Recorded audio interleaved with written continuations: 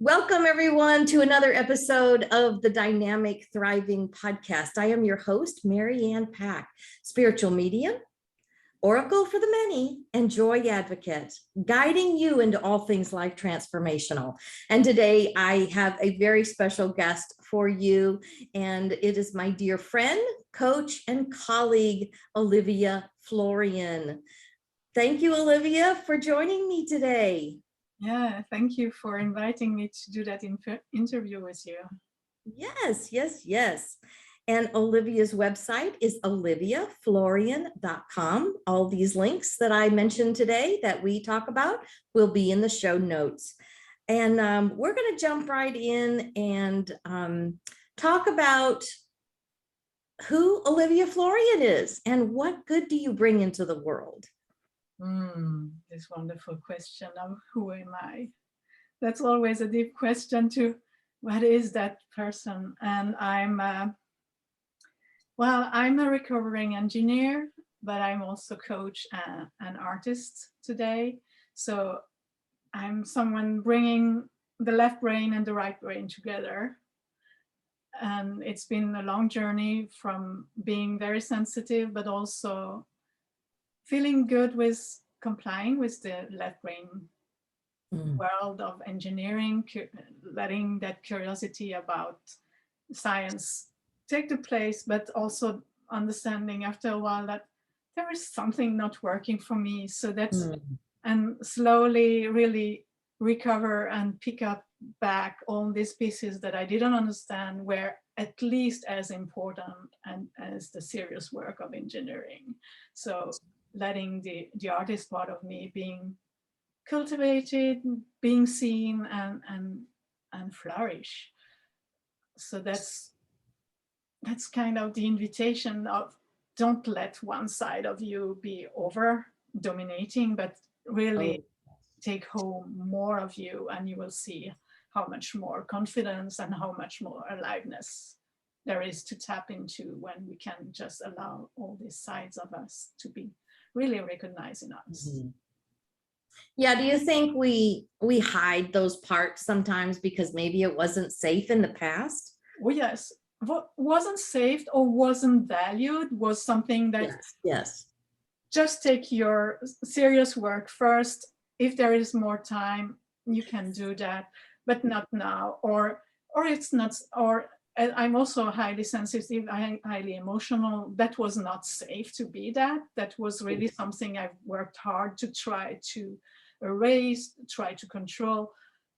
And of course it doesn't work. So if you're ever done the same, trying to control your emotions, try to put a lockdown on it, it will just put the pressure up, and sometime it will just burst out. And that's not building confidence either. While when we can allow and be okay that at sometimes I will be moved by things and I don't need to be ashamed about it and just be with this. So that's part of really taking home all aspects of that. So shamed or not valued. Yeah, I like to think of it as we're remembering. Oh yeah. We're putting all those members back together that have been boxed away or, protected or kind of hidden because our culture or our society or our work, our position in corporate or whatever was not allowing us to be that whole person who we know we are. Spirit, mind, and body, the creativity, plus the, like you said, the logical mind, and they all need to be perfectly blended. And then we feel the wholeness of who we are. Yeah. Olivia is a creative evolutionary catalyst. And I'm going to have her explain that a little bit because today's topic is play. Seriously? So I love this topic because she is expert at leading us into playing, inviting our inner child to come out and coaxing her to come out to be creative with us, to co-create our lives. and give us pleasure and enjoyment and relaxation and oneness with nature, or our bodies embracing that. So I want her to explain a little bit what a creative evolutionary catalyst is in relation to play. Seriously? Are you kidding? Can we do that? Yeah, exactly. Can we do that? And the creative evolutionary catalyst is really recognizing we are all creative. We are here as creators in these lives, creating our lives, creating everything around us. And so, and also evolutionary, because it's not something, we are never finished, we are never done in any way. So it's really reminding us this is a lifelong journey that we are on, and there is a joy in evolution. So really embracing that, yeah, I'm evolving all the time. I feel imperfect because I'm not finished. Yes, I'm perfectly imperfect. And of course, the catalyst is, hey, embrace that. So inviting others in embracing this creative side, this evolutionary side that we all are part of. So really embracing this imperfection that we all have, and see the perfection in all the imperfection that we have been grown into, looking at them and feeling so, oh, I'm not enough here, oh, I'm too much there. So really inviting, yeah, you are creative, even if you don't really connect to this word, and you are evolving all the time, and that's so normal, and that's the beauty of life. Absolutely. That's why they call life a journey, because there is no destination. There's no ending. We are eternal beings. We will go from this life to the next, because life is always calling us to more life. So if there's not like some ending point, boom, we're over. We continue, our spirit continues, and in creation and evolution. So what problem do you help your clients solve? Like, what kind of transformation do they receive when they start incorporating some of the creativity, some of the play, embracing, play in their body? How do they transform? Well, the main transformation is really from being more whole and not letting these wonderful minds that we have be the boss, be the only thing that we show and that we are. I've been there in that place of, trying to figure out, and it's still like, it's so super trained with all these years of doing that, but really coming from, okay, the mind is here as a helper, not as the master. Yeah. So coming down, letting go of the mind. So when you are playing with colors, it's not about analyzing, it's about being here in the present with the colors, with what's coming up, letting that part of you be connected. I've been doing lately a lot of body painting, not only myself, but also with clients. And it's also this connection to now, to the body, and that playfulness. So what you really get is feeling the difference from disconnecting the running mind that tries to solve problem. You put this on pause, you go into that creative flow, you connect to whatever it is. Sometimes it's emotion, sometimes it's just a release and a relaxation, but just being in that moment and see what happens to you when you're doing that regularly. And just in an experience, just see, oh, at least I connected to that, and see how it solves all this problem that you try otherwise to solve with your mind. So that's one of the main things, coming down here, down in the body, down in and be much more intuitive. So integrate the intuition, because it happens also, but I'm also inviting, when I'm playing with colors, I'm inviting also to just give the time, when the mind has rested, what are the words that are coming? What is coming through? And more more often than it's your higher self coming through, or your inner child saying, hey, I've been alone here. You know, if the connection has been, as often we have been neglecting that part, not letting her to express. It might be grief, it might be resentment, but just hearing that's so liberating. So that connection with your higher self, your inner child, and really feeling much more whole and liberated to let new things come through. Yes. So you definitely understand that play actually breeds creativity. I mean, Oh, yeah. that's how you present it, that when we are in play, we are, connecting to the wholeness of who we are. So then the creative side of us can just blossom. Yeah. Right? Yeah. Yeah, definitely. And really coming from a place of, instead of this goal-oriented mindset of, I want to create a result, and actually I just want the result and I don't really want to be on the journey. Yes. Come back to, here I am. Yes, I have a goal, but actually my goal is really to enjoy what's happening, and playing with colors, coming into your body in different way is just calling you here, because when does your life happen anyway? It just happens now. Right. Never in the future.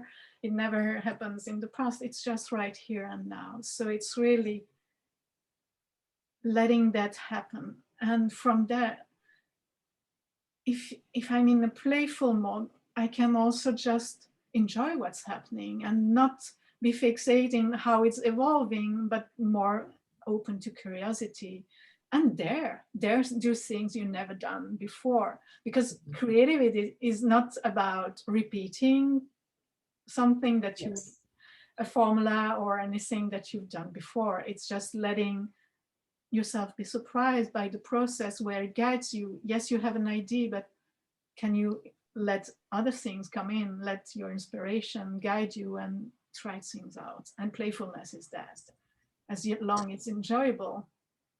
Yes, that's for sure. So what, I'm sure there are other, art teachers out there, air quotes, but how is your coaching different? How is it unique? How is it Olivia like? Because this is a different kind of coaching than probably, most other, coaches would have, because this is a very artistic and allowing so much to flow out of you in a creative, artistic way, whether it's even, and I love how when you do, body painting on your arm or something, and you write a beautiful piece of poetry that goes with it, just that expression of, words and, putting those feelings into words that go along with what you just created in your painting. So how is this different, even more so than just an art class that helps you paint? And for me, the difference is at two levels, because one thing that I love to do is having these deep conversations around what is it, why are we doing things in a certain way? How are we looking at life? Is it a journey or is it a destination?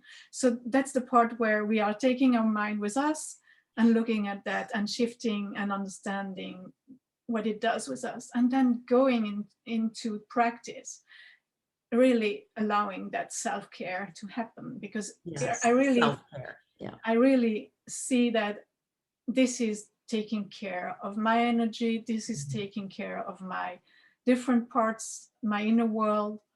So it's really changing the priorities of doing everything, giving, and hey, before I can give, I need to nurture, I need to be full. And how do I get full of energy, of inspiration, of that's in that inner relationship that we are cultivating when we take time just to go within and let these expressions happen and connect. So that's part of the, how it links. So we are talking, but we are also painting, or any other expression. Moving could be also one. So really doing both. So here the mind gets on board, and we just embody that and practice and see what's happening on the inside, and can meet it, and can, as I said, yes, the inner child has a lot of energy and joy to give you, but there are healings that also needs to happen. So all the fears, the resentments that are blocked here, in doing these practices, you will have a chance to meet that and to express that and to come to peace with it. So it's also where it really combines in a beautiful way, a healing and just be in a good energy, rising your energy. Right. And I like how you mentioned that it's nurturing.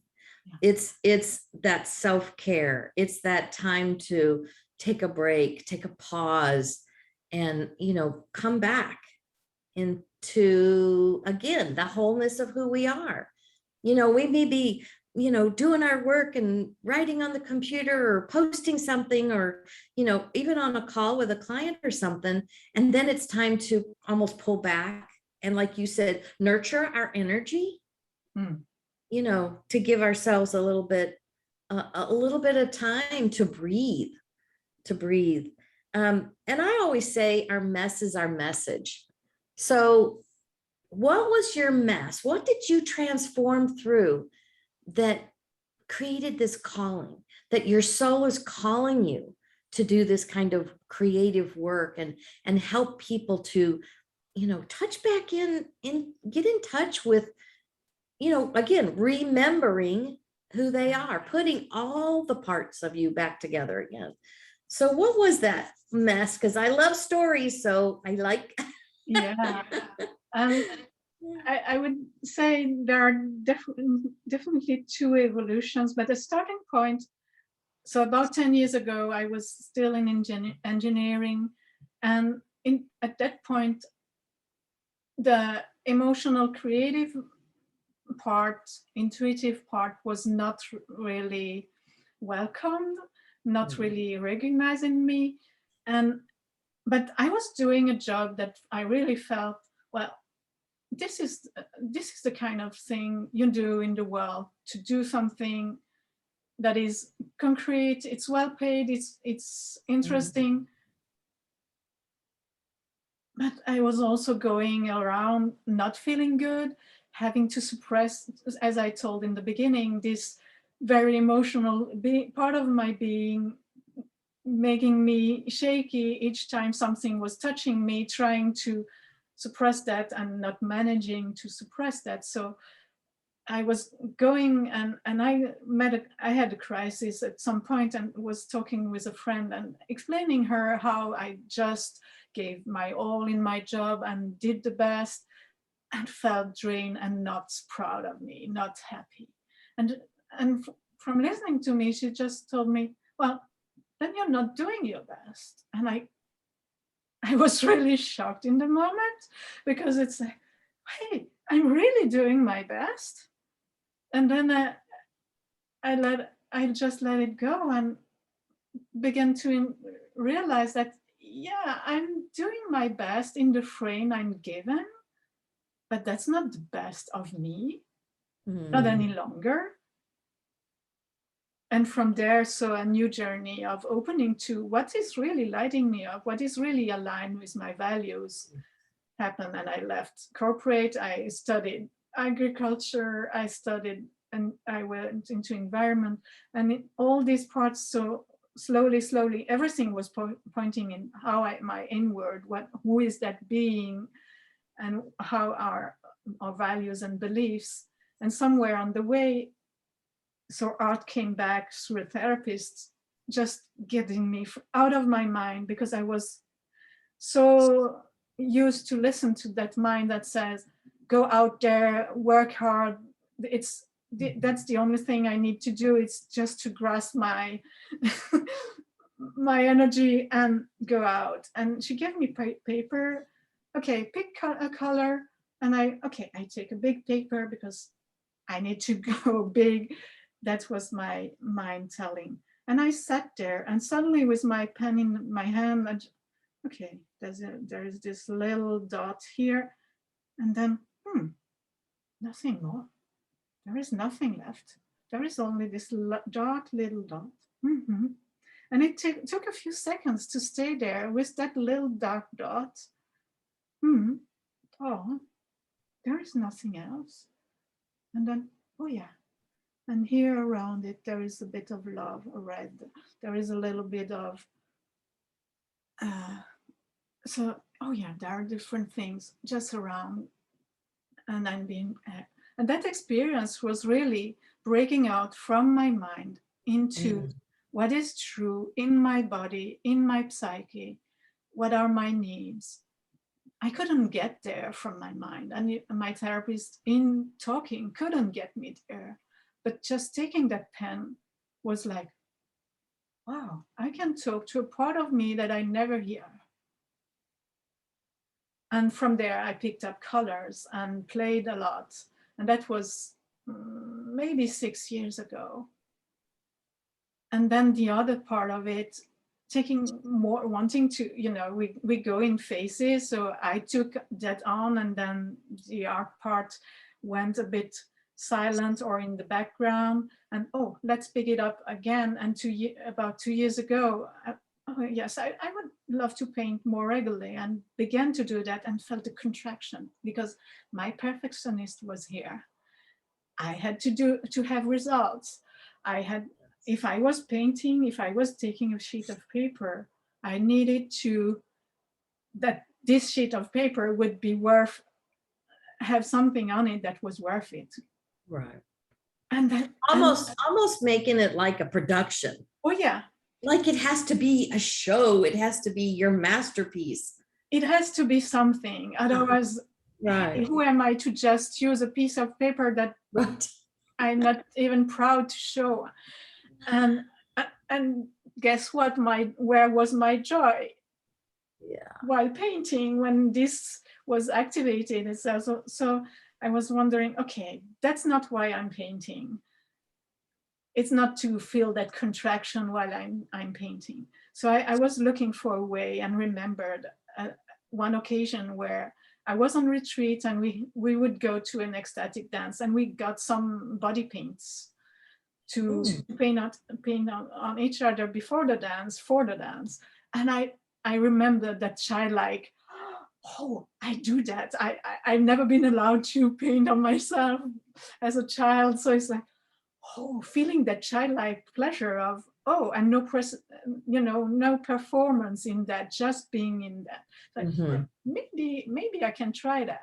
And I began that. And it was the beginning of a 9-month journey where I practiced every day, putting out my body paint, a little set, and taking a moment with myself to connect, to just let whatever wanted to be expressed through the colors. Beautiful. And to just seeing that was reopening my joy to create without expectations, much more, I'm feeling good while I'm painting. So, yeah, many times I like what's on my arm. Other times, doesn't matter. Then, as you said, poetry was coming through when I wanted to share my painting. So it just opened a world of expression, a world of connecting to myself, to my higher self, to my inner world. And that's also what I want. That's also what really felt, these are the entrances, because we are in a world where left brain is king. And we need to find ways back to what is true, what is really deep down, wanting to be expressed, what is your real self, wanting to either to say, or even this younger part of you that are suppressed. So hearing yourself better, cultivating that relationship, and see the big shifts that are happening through that. So that's my journey around that, from that very serious, here is a job that is serious, and yeah, but I don't feel good and I need to suppress myself, towards, hey, all parts of myself are okay, and if I can listen to them in healthy ways, I can also go out in the world in a different way and just share much more of me in a much more grounded and, yeah, more live way. So beautiful. So how can people connect with you? I know you have a new program coming up, and I want you to talk about that and explain what it is, and share it with us about this new program that you've got coming up October the 6th. Is that correct? Yeah, that's correct. So I'm starting a group program that I call Embrace Your JOYney and Play and Create. So really, just in the title, putting together that we are on a journey, embracing it, and really it's a journey about finding your joy, being in your joy, bringing joy into the world. And how do we do that? So open to your playful side, to your creative side. So it's a 4-month program starting October 6th, ending at the end of January, the 26th of January, with a break over the holidays. and the holidays, so that you can really just integrate in between. But so it's 8 calls where we are taking up these conversations around how playful, what does it mean to play? What's happening there? How can we create? And in between the calls, having invitation to integrate and practice in a creative way. And it will be up to you. You don't need to have a practice already. If you have, because it's really for both people. You can be completely new to the idea of creativity, but try it out, see what happens. Or you can be one of those, even for me today, I can feel that need, being in a container that says, here we prioritize this. This is me time. This is the time for creativity. So this is part of the invitation to create and integrate and do it not from a mind point of view, but go down into whatever expression that allows you to connect to what's really happening with you in this container. What do I need to say more? So it's really that accountability to yourself. This is a self-care practice. As I said, you're really prioritizing differently, filling up your cup first before going out and serving in the world, because we are those old people who are in service. There is this giving that is so recognized, but that difficulty to just step back and say, I need and I am worth taking care in a joyful way of myself. So that's the invitation. And I will just check one more if I'm forgetting anything. So yes, so that's basically the group program. And if I'm offering personal session as a complement for people knowing who have been working in groups and know that they want also some personal focus. This is also available, but just the group journey is really for me the very juicy and potent, because you are enriching each other. There will be these conversations, having a community to share what's going on, to reach out.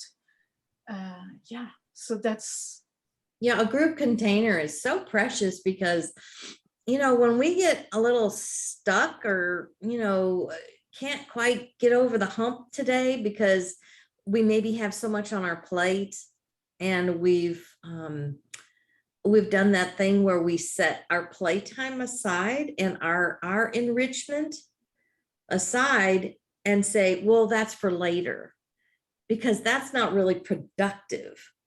So being in a container like that holding us accountable to no, make yourself a priority. Yeah. Nurture yourself first, or you have nothing to give. Yeah. Replenish that joy in you. So to be able to do that first, and then have people to bounce off questions, and to have that community, that is such a precious gift. Yeah. So and just having a bit of time of like 4 months, it's really enough for starting a new practice. If you haven't that practice into place, that's enough time to really get a taste of it and get into it, so that you can begin to have it as something that you can follow through in your life more of. And just like you said, it's not productive time. And I just read again a couple of days ago a beautiful story about Money, the artist, where where he's just taking a rest in his garden in the sun and enjoying a nap there, and has a neighbor very curious all the time and saying, "Oh, sir, you're resting," and then Money is saying, "No, I'm working." And then next day, Money is really in that inspiration mode and painting really vividly, passionately. And his neighbor, again, very curious, very nosy. "Oh, sir, you're working." "No, I'm resting." Because what are you doing when you are resting, when you are rejuvenating? You are doing the work of putting your energy together, letting things come. And then the work feels like rest, feels like, oh, at least I can get things through. So I really love this reframing, and that's the kind of reframing that the program is intending to give you too. That, hey, when you're resting, when you're prioritizing your creation and your play, actually you are doing a wonderful work. Yes, and that's it. It's energetically productive. Yeah. More than the pushing energy, that pushing, proving I got to do this work because this is the important air quote work. This is when yet that raises our energy. When we go into that play, when we go into that joyful time of creativity. So actually energetically, it's much more important than the pushing energy, because many times when we've allowed ourselves times to rest or to get in nature or, do dance or any kind of play, we come back so refreshed that the work that we're doing it creates space and it creates time, and your creativity of your work actually flows so much faster. Exactly. Because there's times when I take specific time aside in the morning, to meditate and to be outside and to journal and whatever else I'm doing for myself to rejuvenate and prepare for the day. Sometimes I'll look at the time and I'll go, after I start working, I'll look at the time and go, my goodness, it's not very late. I've gotten so much done because I allowed myself that nurturing time. Yeah. It like speeds up time for us. So I love this. I love the work that you're doing. I've enjoyed watching you evolve over the years that I've known you, and grow into owning that expression, that delight, that play, that I just love that. So all this new program that Olivia has, which is Embrace Your JOYney, like journey, JOYney. The link to sign up for that, it's coming up October 6th. So be sure and do that. And you have a couple of days though yet that they can join for a pre-registration discount or some kind of a. Yeah, I have a bonus for people who are joining latest September the 22nd. Okay. There is a session, an intuitive session that I'm offering where I'm guiding my clients into a visualization and get really in contact what is ready to be transformed, what is alive in you, what wants your higher self, what you are really ready. So this session can be really a boost for coming into the program. And so if you register before or latest the 22nd of September, then you have this session that coming as a bonus. So it's really a beautiful experience to really connect deep inside. Awesome, awesome, awesome, awesome. I thank you so much, Olivia, for being my guest. I so appreciate you. I appreciate your work and the impact you've made on my life, you know, in knowing you over these years. So I want to thank everybody for joining us today on the Dynamic Thriving podcast. And be sure to like, comment, and be sure and subscribe, because this helps my work go out into the world and spread more joy, because being a joy advocate, I want to spread that stuff everywhere. So, and also visit our website, MaryAnnPack.com, for all of our services and some of the free things that we offer to touch your toe in the water.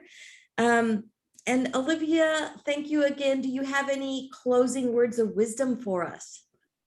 Well, really, what I already somehow was talking about, you cannot give from an empty cup.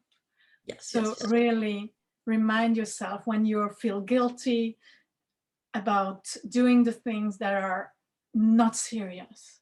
You cannot give from an empty cup.